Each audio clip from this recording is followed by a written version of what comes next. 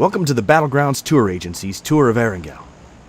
Now, the island itself is pretty infamous, but on this tour you're going to get up close and personal with Erangel and see the major landmarks from the ground, just like a real Battlegrounds contestant. Only difference is, all of you get to leave the island alive. While we're down here, we'll also dive into some of the history of the island. Nobody really knows the whole story about what went down here, but with the help of prominent Battlegrounds historians, we've pieced together some of the clues left behind. Now, when people still lived here, there was quite the little community on the island. Farmers, laborers, physicians, teachers, even dock workers made up Erangel's economy, and everyone contributed to keep the island a self-sustained place. Even after the military took control of Sosnovka, life kept on like normal for a time. But as the occupying force got more oppressive and more demanding of the population's obedience, well, things started to escalate. Resistance against the military started to rise up, which caused the military to tighten their grip, and so on. Of course, that all ended in 1965 when the bombs started dropping. Anyway, our first stop on the tour is Kameshki. It might look like a sleepy seaside town, but Kameshki was actually quite important to the resistance, as is apparent by their hidden-in-plain-sight base. This was one of several bases set up around the island to monitor what the military was doing and plan strikes against them. And being so close to Stalber, you can bet they were relaying communications of their own. Speaking of, let's head up the mountain. Stalber is one of the highest points on Erangel, and as such was a perfect spot to set up communications arrays.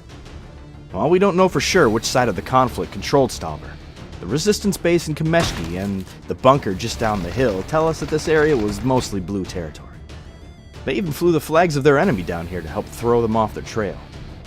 This here is Erangel's infamous crash site. It's nothing compared to that aircraft graveyard down on Sosnovka, but it being so out of place is exactly what makes it interesting. Nobody's quite clear on how the plane went down, but these things don't really have a habit of just falling out of the sky by themselves.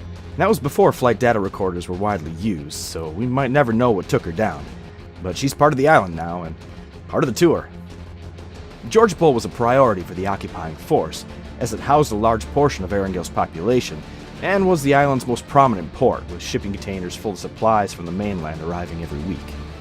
They set up base in the north of the city and put its jail to good use once the blue flags started flying around. Some of you noticed the cameras around. Those are a more recent addition to make sure none of the Battlegrounds action is missed. They get replaced pretty often with all the bullets flying around. Speaking of surveillance and bullets flying, that mountain outside Vigatka was a prime place to set up surveillance, or even a sniper nest. It's a pretty safe bet that the resistance was up there keeping an eye on the Red Eye. That's it for the first leg of our tour. We'll spend the night here in Gatka and start up first thing in the morning. Just remember, the crew does a great job of cleaning up after a battleground, but if you happen to come across a weapon, just assume it's loaded and alert one of your guides immediately. Last thing we need is to cut the tour short to rush someone back for medical attention. Rest of the night is yours. If you're enjoying the tour, be sure to give us a 5-star review and tell your friends that it was the Battlegrounds Tour Agency that helped you explore the Battlegrounds like never before. Good night.